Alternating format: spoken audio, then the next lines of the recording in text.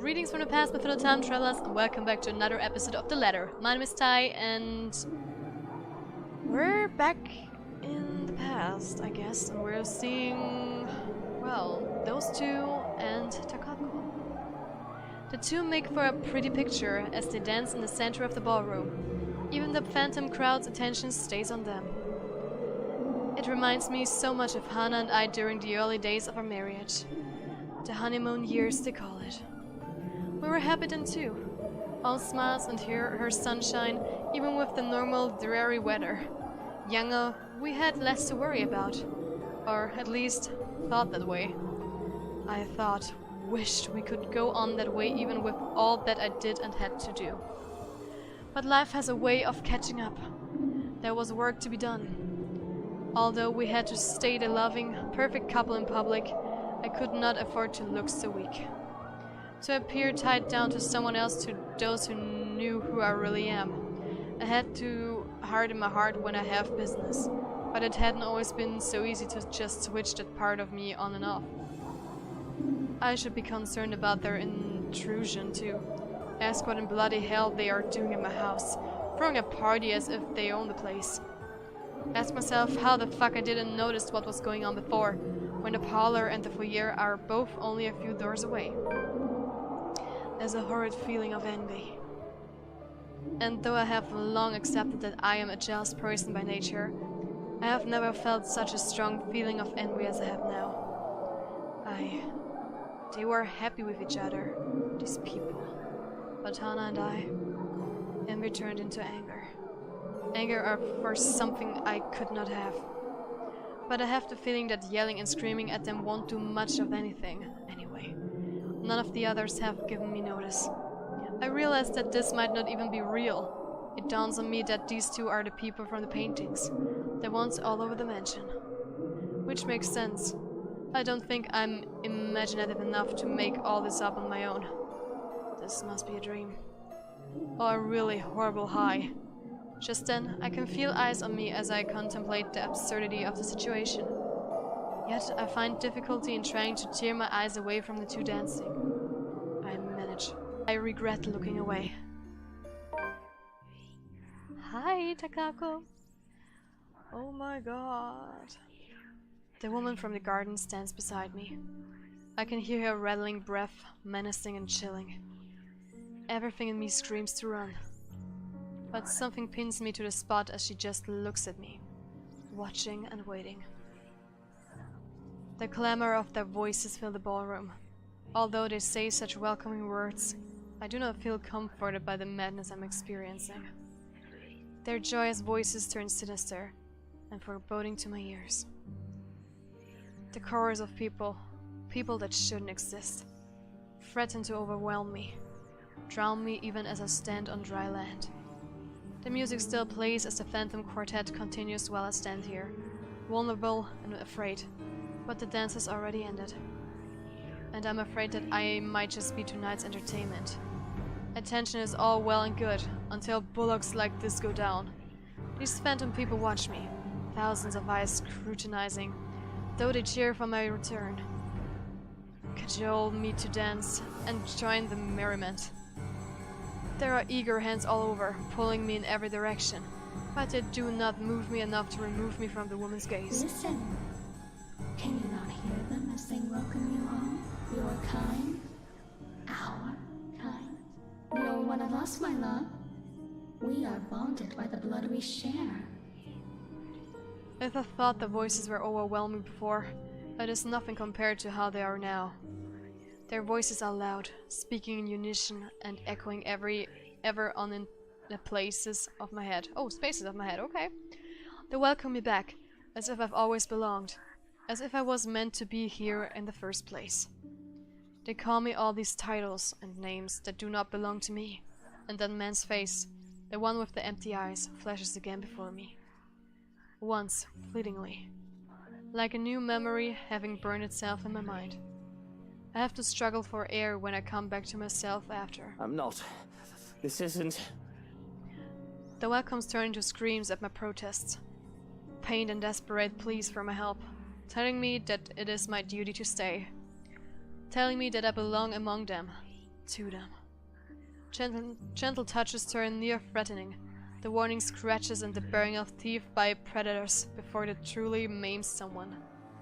My mouth goes dry as I struggle to speak some sense in this hallucinatory mess, but I don't get the chance as they drown out my voice. Our lord, my prince. At the words, there is a compulsion to stay. Though my heart races in my chest, the fear I should be experiencing refuses to register in my brain.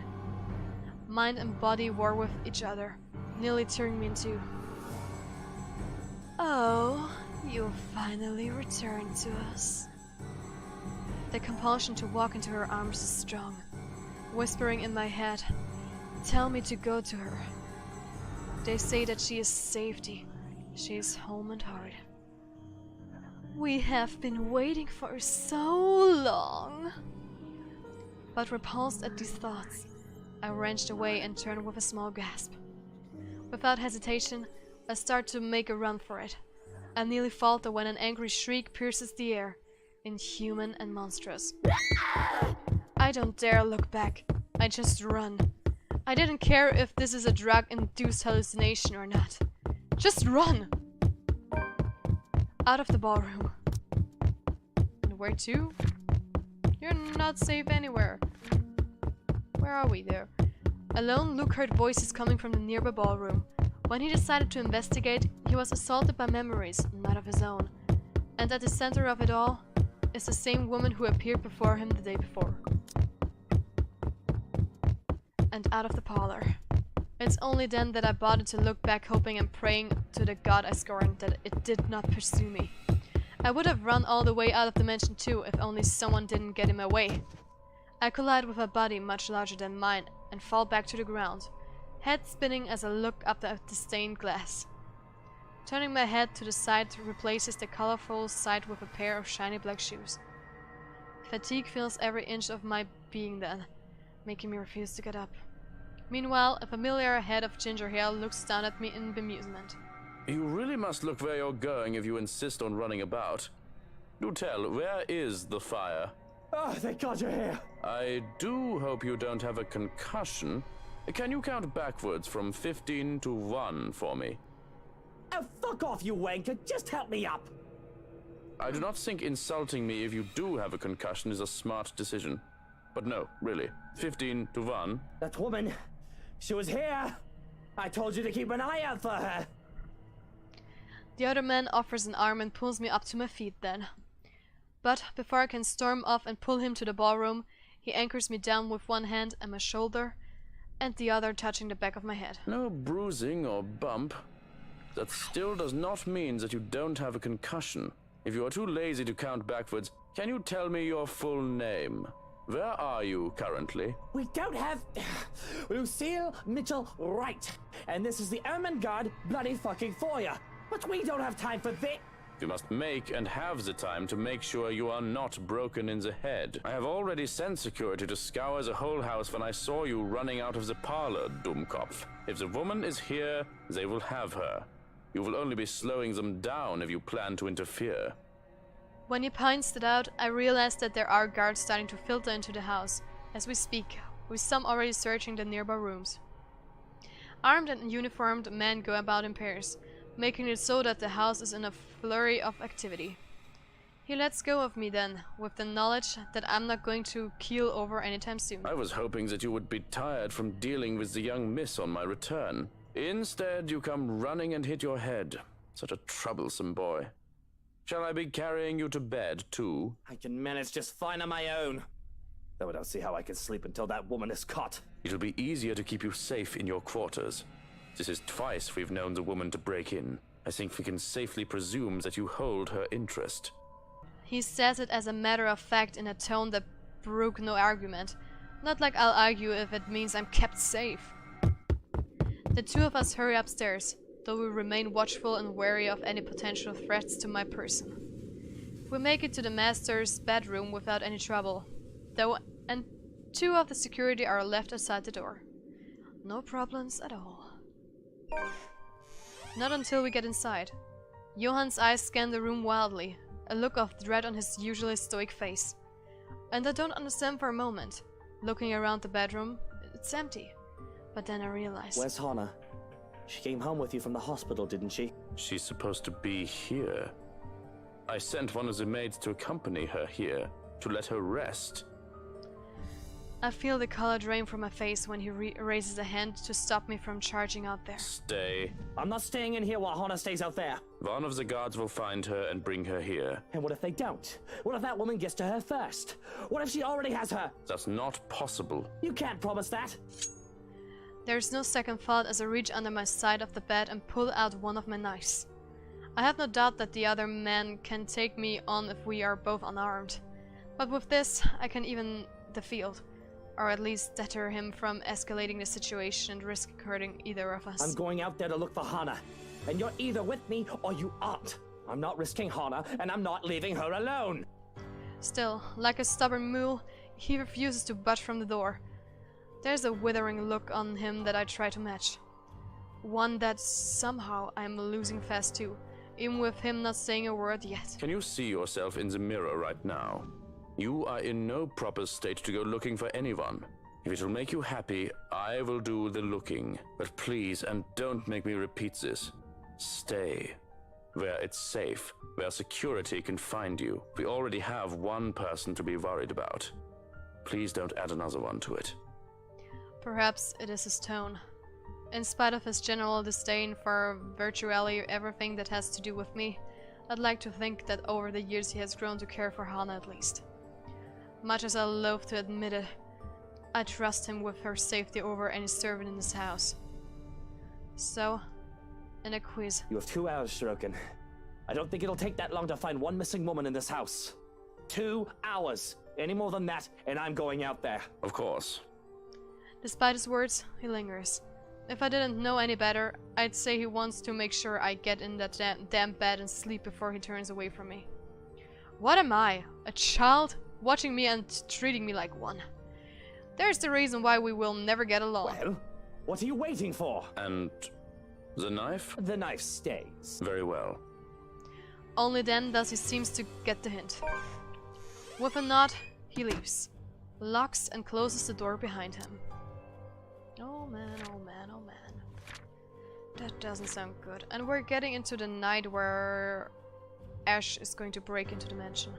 Bumping into Luke after his flight from the ballroom, Johannes quickly ushers the paranoid man into his room, while the house's security look for the trespasser, only to be greeted by a room devoid of Hana, who was supposed to have arrived with the butler. Oh my goodness, that's not good. For a moment, I still hear his voice, while he gives the guard outside firm instructions, then a hush as soon as he departs and his footsteps fade away. One that doesn't quite last. As quickly as the silence settles, lightning flashes across the sky, followed immediately by the loud boom of thunder. And that wonker strikes so dangerously close that I can feel the electricity in the air. The power goes out not a second later, and I feel as if I'm being mocked by whatever greater power there is.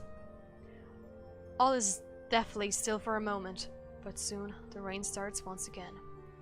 Far heavier than the light drizzle from this morning. Its pitter-patter hitting hard against this place roofs. Despite the noise, I find myself drawn to my bed, exhausted, hoping for a little nap. I'm safe here. Hana will be safe too. Shrugging will find her, and when I wake up, she'll be here. It does not take long. Once my head hits the pillow, in a matter of minutes, darkness claims me, bringing with it laughters and whispers of a twisted love from a time long ago. Who are you? Stay away! Sweet dreams, my love. It will be over soon. Ew. Yet, in spite of the unfamiliar voices and unwanted touches from shadows lurking in the dark, rousing is a slow, arduous process. Difficult, ever limp, heavy with lead. No matter my aversion for the words they murmur in my ears or the sight of her horrid smile from afar, my body refuses to yield. I am at their mercy. Beyond fathomable reasons, my consciousness refuses the pull of the waking world. choosing to linger in the pits of a dream, gradually drawing me deeper into unknown depths. Somehow, even if it might mean I may never open my eyes, I allow them. You do not belong there, my prince. Not that I mind getting a few extra hours, of course. The bed's more than comfortable as it is, after an exhausting day yesterday. Babysitting Kylie and the stress of finding an intruder in my own home. I think I deserve a little break every once in a while, especially after going through all that in a single day. I can only be on the receiving end of so many unacceptable things within the span of a few hours, you know. As gracious a host and person I am, my patience has its limits too. Although there's still the problem with Hana, I haven't forgotten that, of course, but that's why I hired Shrukin. He's competent enough, he won't even last a day in my service with his any less than those half-wits who think they can deceive me with sweet words. He's more than capable of working on his own without guidance. Let the butler take care of that little problem with Hana, while I... Hana. You do not need her. I am here. We are here. This is where your home is. Where you belong for the blood we share. Come back to us. How long has it been since? Johans has never taken this long before. Surely there should have been an update by now. Right? So why isn't there? Please. Please don't go. Bloody hell, the cretins I've surrounded myself with. And isn't that enough reason to force myself out of bed? As it has always been the case. Shut the fuck up. My eyes fly open, expecting the warm rays of sunshine filtering through the curtains, only to be greeted by a blinding flash of light and a loud boom of thunder that sounded nearly too close to my ears. Strong gusts of wind will occasionally burst in from the open balcony door, bringing in drizzles of cold rain into the room. I must have left it open earlier before dozing off. The carpet and the floor closets, too, it is already drenched. Hana's going to be so cross once she sees it. Not that it's an immediate problem. If anything, it's this power outage we should be minding first. With the intruder still at large, steering through this darkness might be far more fatal than multiple stab wounds or a gunshot to the chest. Oh, great. The power's still out. That is exactly what I need right now. Yes. It's the storm, of course. I should have moved back to the penthouse to weather it in a much more comfortable setting. Already, I can hear the creak and groans of this old place as rain beats against the windows. Johans! Has someone been sent to take the circuit breaker yet? No answer. Johans? Silence. Shrokin! Someone! Still nothing, and my cordial mood is quickly dissipating. Where are those idiots when you need them?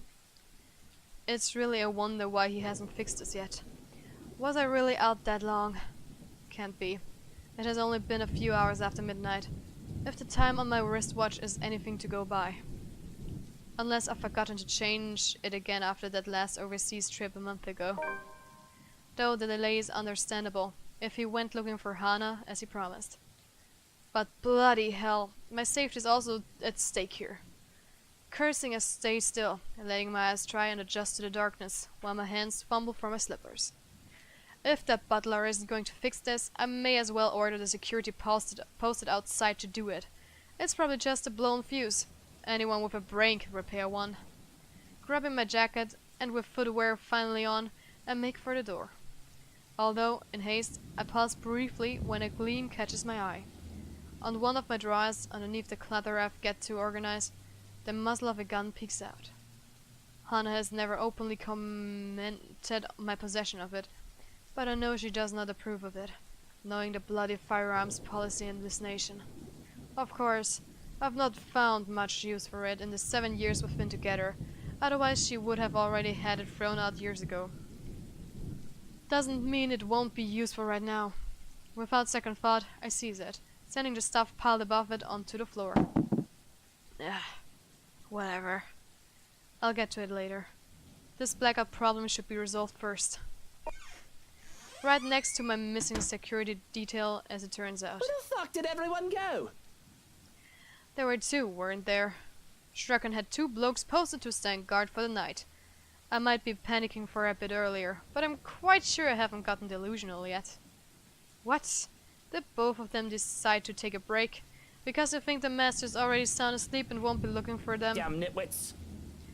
I know assassinations happen very rarely these days, and even less in a peaceful city like Luxburn, but bollocks! There's been a woman going in and out of this place uninvited, who may or may not want to put a knife in my back. Isn't that enough reason to stay on alert? I'm fairly certain Strachan won't just enlist their help just for this power outage, only to leave me unprotected. We have a difficult friendship, so to speak, but I doubt that man is an opportunist. I'm holding the life of his family in my hands after all. He knows what I am capable of doing.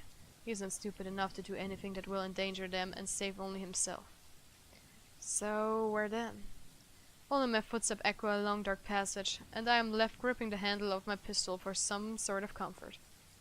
Without proper lighting, and with the storm still raging outside, the stories I've heard about this place seem to have some truth to it.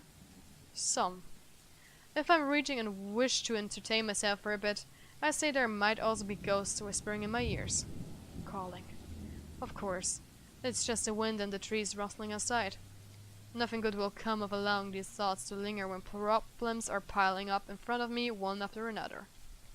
Especially with what greets me once I get to the foyer.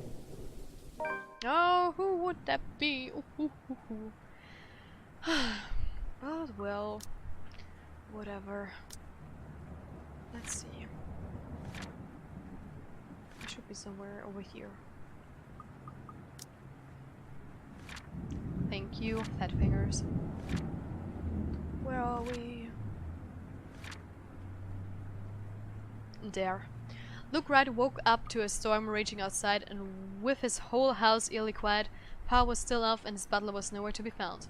Even when called, taking his gun with him, he went out to investigate, and in the foyer of his own home, well.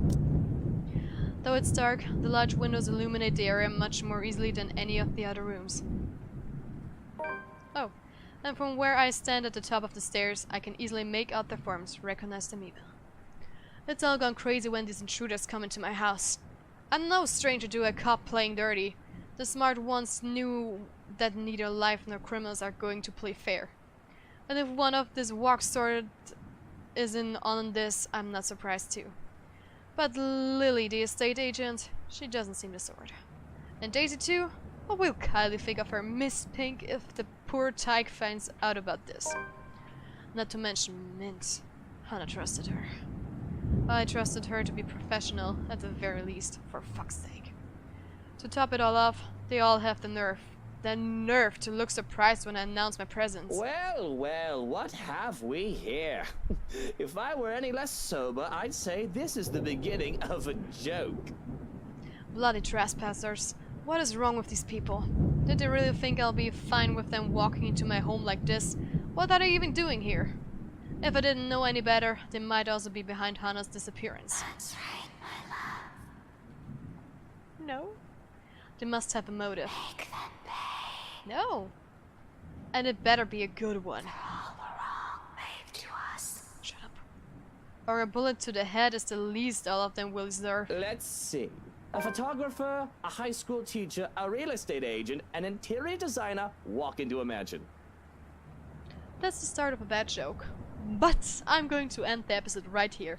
Guys, thank you so much for watching. Leave a like, subscribe to my channel. If you already subscribed, click on the notification bell down below so you get notified when I upload my videos. Share us on all your social media, and guys, we'll see you in the future or back in the letter. Bye-bye.